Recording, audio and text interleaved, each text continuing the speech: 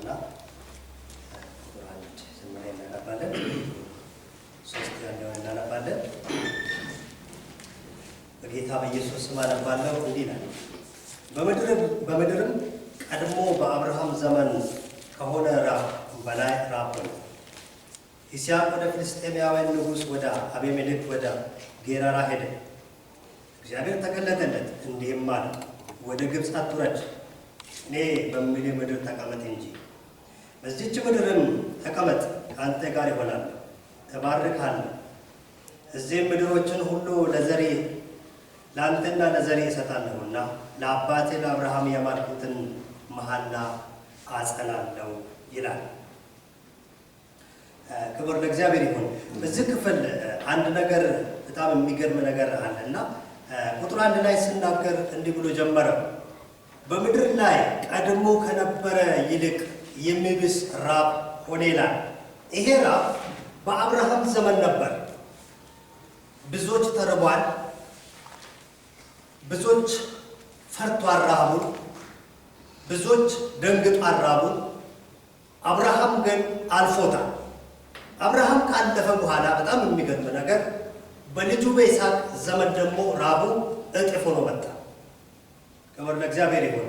ለሰው ልጅ በጣም ከባድ ነገር ምንድን ነው ብላችሁ ብትሉ እጅግ በጣም ከባድ ሰው መታገስ የማይችለው ለሰው አዳጋች የሆነው ነገር እጅግ በጣም አስፈሪና አስጨናቂ የሆነው ነገር ምንድን ነው ብላችሁ ብትጠይቁኝ ትልቁ ነገር ረሃብ ነው።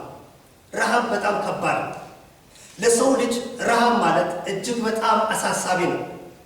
ዛሬ በምድራችን ላይ እንደምናውቀው ሁላችን እንደምናውቀው ሶስት ነገር በምድራችን ላይ ተጋርጦ በጣም አስፈሪ ሆኗል። እጅግ ሰው ሁሉ እየፈራ ከቤት ውስጥ ከማይወጣ ድረስ በቤትም ቁጭ ብሎ እየፈራ ያለው መንግስት የፈራ አያላኖችን ያስፈራ ሶስት ነገሮች አሉ። አንደኛው ሁላችን እንደምናውቀው የተለቀቀብን ቫይረስ ነው።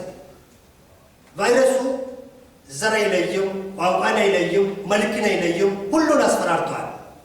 ከሱ ጋር ተያያዥነት ያለው ግን በጣም የሚያስፈራው ነገር እጅግ በጣም ጀግናዎችን አያላኖችን አሉ የሚሉትን ባለሀብትን ድሃውን ያስፈራ ወገቡን ያንቀጠቀጠው ነገር ምንድነው ሲባል ከቫይረሱ ይልቅ ቫይረሱ ይዞ የመጣው ረሃብ ነው። ሰው ቤት ቢቀመጥ በሽታው እንዲህ ከቀጠለ ቫይረሱ እንዲህ ከቀጠለ ሰው በራብ ማለቄ ነው እያለ ሰው ሁሉ ከቤቱ ይጨነቃል። ምክንያቱም ሰው ካልሰራ የሚበላው ነገር ስላሌለ ረሃብ በጣም መታገስ ስለማይችል አይዞ ምንም ችግር የለውም እናልፋለን የሚባለው ስላልሆነ ረሃብ በሞቅታ በስሜት ማለፍ ስለማይቻል በሽታ ሰው ታክሞ ይድናል። በሽታ መድኃኒት ወስዶ ሊድን ይችላል። ረሃብ ግን መድኃኒቱ ምግብ ብቻ ነው። ምግብን ካላገኘ የሰው ልጅ በቫይረሱ ከሚወድቀው ይልቅ በራብ የሚወድቀው በጣም ከባድ ስለሚሆን ስለዚህ ይሄ ራብ በጣም ብዙዎችን አስፈርቶታል። በሽታውን እየተጋረጡ በሽታው በፊት ለፊታቸው እየተጋፉ ወደ ተለያየ ነገር የሚንቀሳቀሱበት ትልቁና ዋነኛ ነገር ምንድነው? ራብን ፈርቶ ነው። ሰርቼ እየሰራውን ካም በሞት ይሻለኛል የሚል ትውልድ ይበዛል። ምክንያቱም በጣም ከባድ ስለሆነ። ሶስተኛው በጣም አስፈሪ ነገር የሆነው ነገር በምድራችን ላይ የፖለቲካ መዛባት ነው። ብዙዎች ፈርቷል። ከመንግስት ጭምር እስከ ባለ ሀብት ድረስ ባለስልጣን በጣም ፈርቷል። የተዛባ ፖለቲካ ስላለ ይሄ ለሰው በጣም ከባድ ነው። ሰው ከቀዬው የሚያፈናቅል በጣም ከባድ የሆነ ነገር ሁለት ነገር ነው። አንደኛው ረሃብ ነው። ሁለተኛው ጦርነት ነው። ባለፈ ዓመታት በምድራችን ላይ እንዳስተናገርነው ብዙዎቹ ተፈናቅለው ከቀያቸው ብዙዎቹ በራብ ሞቷል። በምድረ በዳ ላይ ቀባሪ እስኪያጡ ድረስ ሞቷል። ለምን ሲባል ከረሃብ የተነሳ። ስለዚህ ረሃብ በጣም ከባድ ነው። ይሄን ረሃብ በይስሐቅ ዘመን ስትመለከቱ አባቱ ካሳለፈው ይልቅ በአባቱ ዘመን ከሆነው ይልቅ በልጁ ዘመን የመጣ እጅግ በጣም አሳሳቢ አስፈሪ ነው። ለምን ሲባል እጥፍ ሆኖ ስለተገለጠ ረሃቡ እንደ ትናንት እንደ አባቴ ያልፋል ብሎ የሚያስበው አይደለም። በጣም ከባድ ነው። በጣም ከባድ ነው። መጽሐፍ ቅዱሳችን ደግሞ ስንመለከት ስለ ረሃብ ሲታስቡ ረሃብ ብላችሁ ሲጠይቁት መጽሐፍ ቅዱስ እጅግ በጣም የሚያስፈራ ቃላትን ይናገራል። ከረሃብ የተነሳ ሰው የገዛ ልጁን የበላበት ዘመን ስለነበር ረሃብ መታገሻ ስላሌለው ወስቲችን እንዲያረጋ አልፋታለሁ የሚባለው ስላልለ ስለዚህ እናት የወለደችው ልጇን ቃቅላ በልታለች። ዋጋ የሌለው የአህያ ጭንቅላት የተጣለው የአህያ ጭንቅላት ሰው እስኪበላ ድረስ ደርሷል። ከምን የተነሳ? ከረሃብ የተነሳ። ስለዚህ ረሃብ ዝም ብሎ የሚወራ ዝም ብሎ የሚነገር ነገር አይደለም። ረሃብ በጣም ከባድ ነው።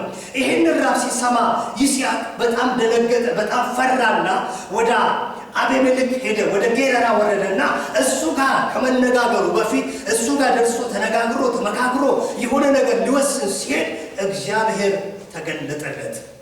በጣም የሚገርም ነገር ቁጥር 2 ላይ እግዚአብሔር እንዲህ አለው።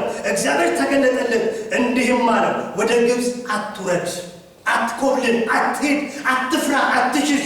እንዴት ነው የማይፈራ? እንዴት ነው የማይሸሽ? ይሄ ጦርነት ተኩስ አልባ የሆነ ይሄ መሳሪያ አልባ የሆነ ጦርነት ተጋርጦብኝ እንዴት ነው የማልሸሸው? እንዴት ነው የማልፈራው? እንዴት ነው የማልደነግጠው ብሎ መጠየቁ አይቀርም። አትፍራ ነው እግዚአብሔር። አትፍራ፣ እኔ በምል ምድር ተቀመጥ እንጂ።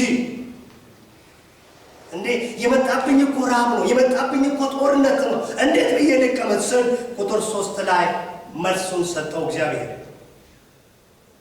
በጣም የሚገርም ነገር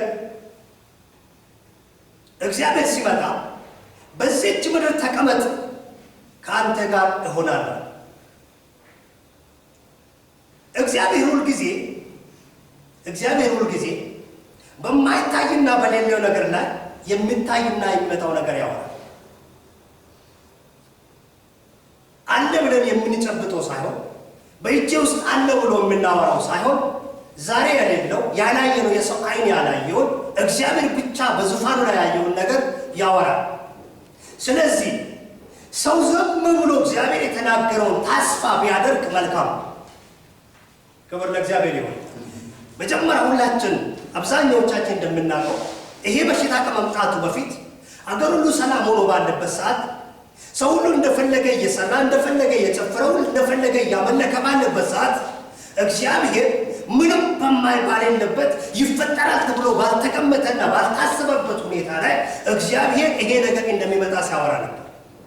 እግዚአብሔር ማለት እንዲህ እኛ አለም ብለን በምናባችን ላይ ያሳልነው ሳይሆን እግዚአብሔር ገና ሊመጣ ያለውን ነገር ምን ሊከሰት ያለውን ነገር እኛ ያላየውን የሚያወራ አምላክ ነው።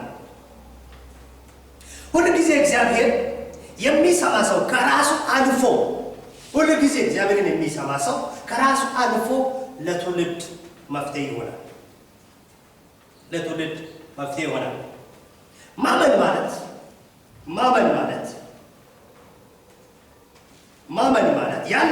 ያላየነውን ነገር በጆሮአችን የሰማነውን ተስፋ አድርገን ማመን ማለት ነው። ማመን ማለት ያላየነውን ነገር አይኖቻችን ያላዩ ነገር ግን የሰማነውን ነገር በጆሮአችን ብቻ ያዳመጥነውን ነገር ከእግዚአብሔር የሰማነውን ነገር እንደ ተስፋ አድርገን የምናምነውና የምንጠብቀው ነገር ነው። ዝም ብለን በአየር ላይ የምንነፋ በአየር ላይ የምንነሳ አይደለም። ክብር ለእግዚአብሔር ይሁን። ሪዝም በኋላ ላይ እነግራቸዋለሁ። መስማት ማመን የማይነጣጠሉ ነገሮች ናቸው። መስማትና ማመን የማይነጣጠሉ ወንድማማቾች ናቸው። መጽሐፍ ሲናገር ይላል እንግዲህ ሮሜ ምዕራፍ 10 ላይ ሲናገር ቁጥር 14 እንግዲህ ያላመንበት እንዴት አድርገን እንጠራዋለን? ባልሰማነውስ እንዴት እናምናለን? ሰው ያልሰማውን ነገር አምነ የሰማውን ነገር ነው የሚያምነው። ሁላችንም የተስፋ ቃሎች አለን። እግዚአብሔር ያወራል፣ እግዚአብሔር የተናገረን በተለያየ አጋጣሚ በቃሉ የተናገረን በባሮቹ የተናገረን ሁላችንም እዚህ ያለነው በምድር ላይ ያለነው ጌታ ኢየሱስ ክርስቶስን የምናውቀው ሁላችን ተስፋ አለን። ከሱ የሰማን ከእግዚአብሔር የሰማን ያ የሰማነው ነገር ካልሰማን እንዴት እናምነዋለን? ስለሰማን ግን አሁን ሁላችንም የምንጸልየው ሁላችን የምንጠራው ስለሰማን ነው። ባንሰማ ኖሮ ባልጠራን ነበር። ባንሰማ ኖሮ ባልፈለግነው ነበር። ስለዚህ ሁላችንም ሰምተናል። ሰው እንዴት ያልሰማውን ነገር ያምናል? ያለ ሰባኪስ እንዴት ይሰማሉ? መልካም የምስራችን የሚያወሩ እግሮች እንዴት ያማሩ ናቸው ተብሎ እንደተጻፈው ካልተሰሙ ካልተላኩት እንዴት ይሰብካሉ? ነገር ግን ሁሉንም ለምስራችሁ ቃል ነገር ግን ሁሉም ለምስራችሁ ቃል አልታዘዙም። ኢሳይያስ ጌታ ምስክሮቻችን ማን አመነ ብሏልና እንግዲህ እምነት ከመስማት ነው፣ መስማትም በእግዚአብሔር ቃል ነው ይላል። ስለዚህ እኛም የምናምነው ምናባችን ሳይሆን እኛም የምናምነው እከሌ ያወራው ሚዲያ ላይ የሰማነውን ሳይሆን እኛም የምናምነው ሰማይ ያወራው ነው። እግዚአብሔር በሰማይ ሆኖ ለኛ ያወራልን ነው። ክብር ለአምላካችን ለእግዚአብሔር ይሁን። ስለዚህ አሁን ርዕሴ ልንገራችሁና ልቀጥል። እግዚአብሔር መስማት መፍትሄ ነው ይላል ርዕሴ። እግዚአብሔር መስማት። ወዳጆቼ ብዙዎቹ በዚህ ዘመን ብዙ ነገር አውርቷል። ብዙዎቹ ብዙ አውርቷል። ብዙ ነገርም ሰምተናል። ሚዲያ የራሱ የሆነ የሚያወራው ነገር አለ። ሰው የራሱ የሆነ የሚያወራ አለ። ጤና ሚኒስቴሩ የራሱ የሆነ የሚያወራ አለ። ሁሉም በየክፍሉ በየተቀመጠ በየፊናው ያወራል። እግዚአብሔር ግን የሕይወትን ቃል ያወራል። ባለፉት ጊዜ ልክ በሽታ ሲከሰት ብዙዎቹ በሽታን አሳንሶ በሳምንቱ ውስጥ ይጠፋል፣ በዚህ ወር ይጠፋል፣ በዚህ ቀን ይጠፋል ብሎ ተናግሯል። በሽታው ግን በየቀኑ እያየለ መጣ፣ እየጨመረ መጣ። ለምን ብላችሁ ብትሉ በስሜት ማውራትና እግዚአብሔርን ሰምቶ ማውራት ልዩነት ስላለ እግዚአብሔር ሲመስለኝ አሁን ሁላችንም አዘግቶ ቤት ያስገባበት ምክንያት ምንድን ነው ብላችሁ ብትሉ እኔ የገባኝ እሱን እንደገና እንድሰማው። ምክንያቱም አብዛኛዎች አገልጋዮችም ጭምር አብዛኛው ሰዎች ባለፉት ዓመታት ባለፉት ጊዜ እጅግ በጣም ቢዚዎች ነበሩ። እግዚአብሔር ለመስማት ጊዜ የሌላቸው፣ በቀን የሚሮጡ በማታ የሚሮጡ አልፎ ለቤታቸውና ለትዳራቸው እንኳን ጊዜ የሌላቸው በጣም ቢዚዎች ነበሩ። በዚህን ጊዜ ሰው ሁሉ በምናቡ የመጣበት በሀሳቡ ያሰበውን ነገር በውስጡ የተሰማውን ነገር ሁሉም ተንብዮአል፣ ሁሉም ተናግሯል። ይሄ ማለት ሁሉም የሰማውን ነገር ተናገረ ማለት እግዚአብሔር ተናገረ ማለት አይደለም። በእርግጥ እግዚአብሔር ያን ጊዜ በዚህን ቀን ይጠፋል ብሎ ተናግሮ ቢሆን ዛሬ በሽታ ከዓለም ላይ ጠፍቶ ነበር። ስለዚህ ዝም ብሎ ማውራት ሳይሆን አሁን ሁላችን ወደ ጓዳችን ተመልሰን ወደ ቤታችን ገብተን ወደ ምሽጋችን ወርደን እግዚአብሔርን እንደገና እንድንሰማው የሕይወትን ቃል ከሱ እንድንሰማው እግዚአብሔር ምን ትላለህ ብለን እንድንጠይቀው እግዚአብሔር ይፈልጋል። ለዛ ነው ሁላችንም ወደ የቤታችን የሸኘን። ግቡ፣ እንደገና ስሙኝ፣ እኔ የምለው ነገር አዳምጡኝ ብሎ እግዚአብሔር ወደ ቤት ሸኘን። ክብር ለእግዚአብሔር ይሁን። ምክንያቱም ካልሰማን ሕይወት ስላሌለን። ወዳጆች አንድ ነገር ስሙ። አሳ ከውሃ ውስጥ ወጥቶ ለሰከንድ መቆየት አይችልም። የሱ እድል፣ የሱ ኑሮ፣ የሱ የመኖሩ ማንነት ውሃ ውስጥ ነው። የኛም የመኖራችን ዋና ምክንያት አለን ብለን የምናወራው እግዚአብሔርን ስንሰማ ብቻ ነው። እግዚአብሔርን ካልሰማን ዋጋ የለም። ምናባችን እናወራለን፣ ብዙዎችም ግራ እናጋባለን። እግዚአብሔርን የምንሰማ ከሆነ ግን ለትውልድ መፍትሄዎች ይችላል። እግዚአብሔርን የሚሰማ ሰው እንዴት ይሆናል ብላችሁ ብትጠይቁኝ፣ አንደኛ እግዚአብሔርን ስንሰማ ዋነኛና የመጀመሪያው እግዚአብሔር ከኛ ጋር ይሆናል። ክብር ለእግዚአብሔር ይሁን። ቁጥር 3 ላይ መጀመሪያ ባነበብነው ላይ በዛች ምድር ተቀመጥ ከአንተ ጋር እሆናለሁ። እግዚአብሔር እንደ መሪ አድርጎ ይስሐቅን የሚናገረው ይስሐቅ መኮንን አድነው የመጣብህን ራብ፣ የመጣብህን ጭንቀት፣ የመጣብህን ፍርሃት ከዚህ የሚያወጣ ይሄንን መፍትሄ የሚሰጥ ወደ ግብፅ መሸሻ አይደለም፣ ስፍራ መልቀቅ አይደለም። ባለህበት ራብ በበዛበት እዛው ይጠፍ ሆኖ በመጣበት ስፍራ ቁጭ በል፣ እኔ ካንተ ጋር እሆናለሁ። መፍትሄ አንድ ነገር ነው። ምንድን ነው ብላችሁ ብትሉ እግዚአብሔር ከእሱ ጋር መሆን። እግዚአብሔር ከእናንተ ጋር ይሆን። እግዚአብሔር ከሰው ጋር ከሆነ ሁሉ ነገር ቀላል።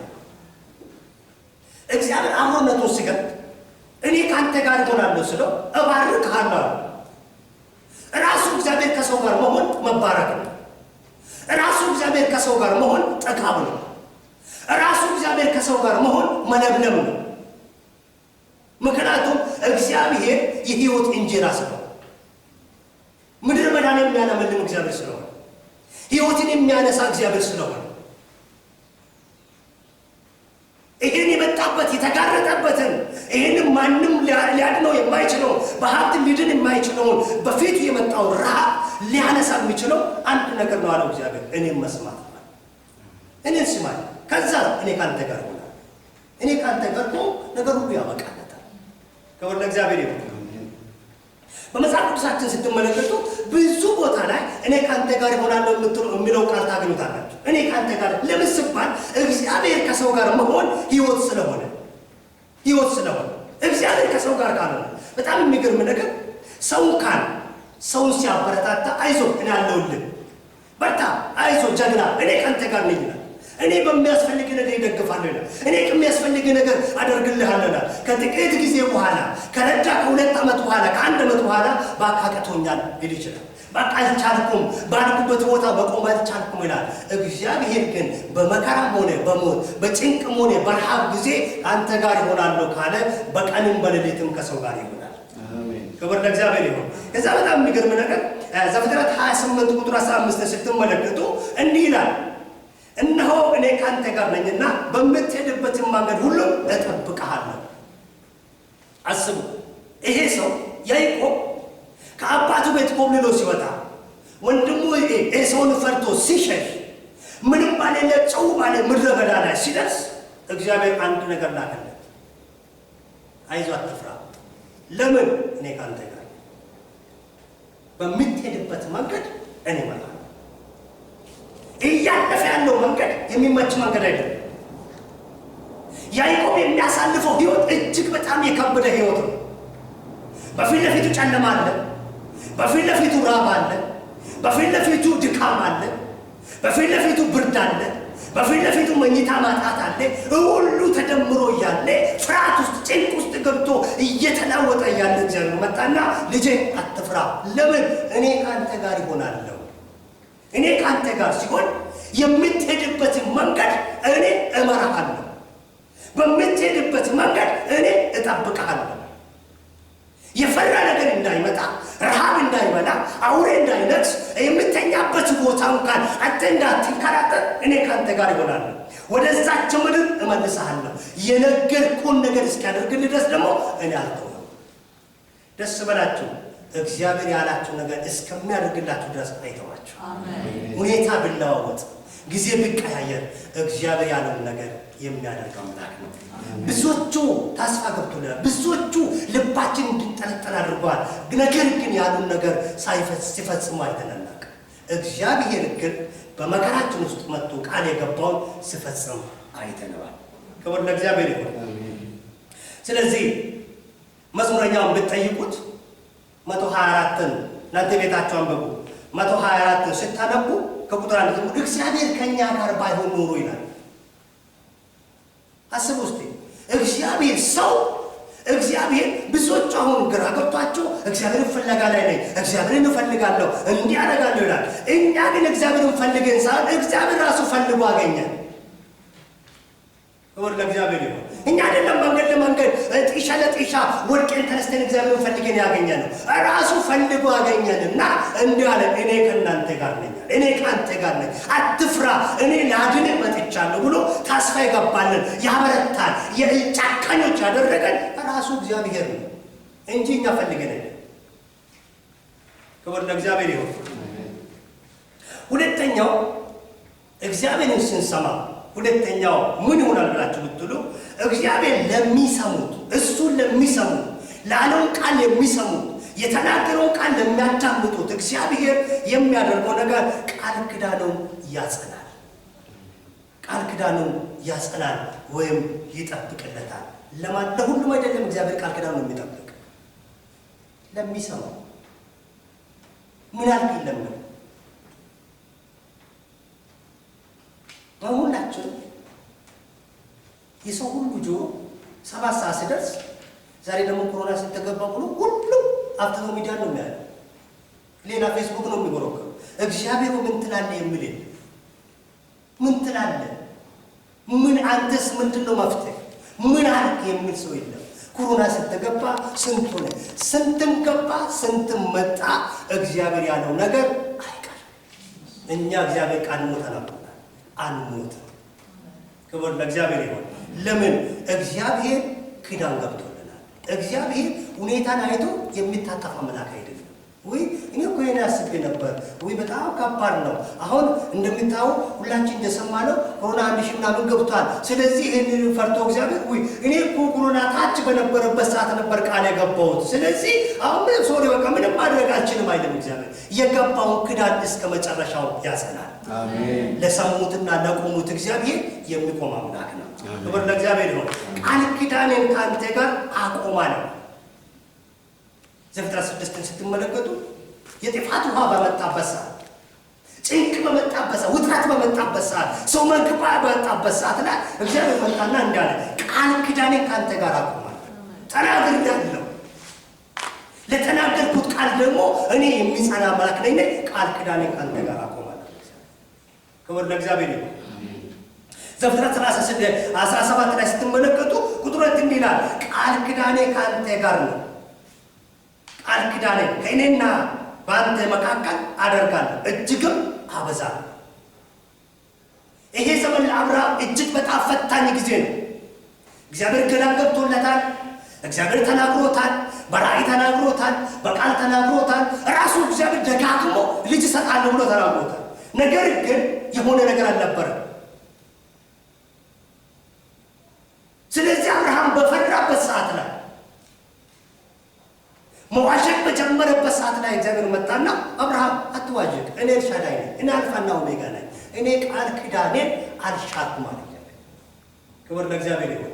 ዓመታት ቢፈጁ፣ ቀናቶች ቢቀያየሩ፣ ያሰብኩ ነገር እንኳን ባይሳካ እኔ ቃል ኪዳኔን የሚጠብቅ አምላክ ነኝ። ደስ በላችሁ። እግዚአብሔር ቃል ኪዳኑ ከየጊዜ በየሁኔታ አይቀያየርም። እኛ ስንት ግን ቃላችን ቀይረናል። ስንት ቀን የኔ ጌታ ግን ጧት ጥንት የተናገረው ቃል እስከ ዛሬ ነው። ዛሬም ቃል ኪዳኑ ንጹህ ነው። ዛሬም ቃል ኪዳኑ እየታደሰ ነው። ክብር ለእግዚአብሔር ይሁን። ብቻኛ እግዚአብሔር እንስማ። አሜን። ከሰማነው ቃል ኪዳኑ ያው አሜን። ሃሌሉያ። ባለ ቃል ኪዳን ባይኖር ኖሮ እኛ ዛሬ ጠፍተን ነበር። ከሚጠፉት መጀመሪያዎች ነን። ሌላ ነገር ይቅርና ኢትዮጵያ የቃል ኪዳን ምድር ናት። ለዛ ነው እግዚአብሔር ዛሬ እጁን የዘረጋልን። ለዛ ነው እግዚአብሔር ዛሬ እስከ ዛሬ ድረስ የታገሰ። የሁሉ ጥፋት ሲመጣ፣ የሁሉ ሽብር ሲመጣ ተያይዘን እንዳናልቅ እንዳንጠፋ፣ በአንድ ቀን ኢትዮጵያ የምትባል ስም ከምድር ላይ እንዳትጠፋ ያደረገው እግዚአብሔር ቃል ኪዳን ስላለ በመጀመሪያ ስለገባ ኪዳን ለኃጢአተኞች አይደለም። እግዚአብሔር ስለገባ ኪዳን እያሰበ ክብር ለእግዚአብሔር ይሁን። ሶስተኛና የመጨረሻው እግዚአብሔር ስንሰማ የሚሆነው ነገር እግዚአብሔርን መስማት ስንጀምር እኛ እግዚአብሔር ኤሎ ሰማሃለሁ ተናገረኝ ማለት ስንጀምር የመጣብንን ነገር እግዚአብሔር ከመጣብን ነገር ያድነናል፣ ይሰውረናል። ክብር ለእግዚአብሔር ይሁን። ይስሐቅ የመጣበት ራብ ቤተ ዘመዶቹ ዘሮቹ ሁሉ ተሰብስበው እንኳን ቢመጡ ሊያድኑት አይችሉም። ሊያድነው የሚችለው ምናልባት ይስሐቅ በለጊዜው ረሃብን የሚያስታግስ ምግብ ሊያገኝ ይችል ይሆናል። ለጥቂት ጊዜ የሚበላው ምግብ ሊያገኝ ይችላል። ነገር ግን እሱ አገኘ ማለት ትውልድ በሙሉ አገኘ ማለት አይደለም። ስለዚህ እግዚአብሔር ሲመጣ መስማት ስንጀምር የጊዜው የሚያስታግሰንን ሳይሆን ለዓለም ሁሉ መፍትሄ ይሰጣል። መፍትሄ ሰጪ እንጂ ለአንድ ሰው ብቻ ሰጥቶ በቃ እኔ ለአንተ መጣሁ እንካ ብሎ የሚሄድ አምላክ አይደለም። ክብር ለእግዚአብሔር ይሁን። ስለዚህ ቁጥር 12 ላይ ሲናገር እንዲላል ይቺ ይስሐቅም በዚህች ምድር ዘርን ዝራ፣ በዛቸው ዓመት 100 እጥፍን አገኘ፣ እግዚአብሔርም ባረከው። ክብር ለእግዚአብሔር ይሁን።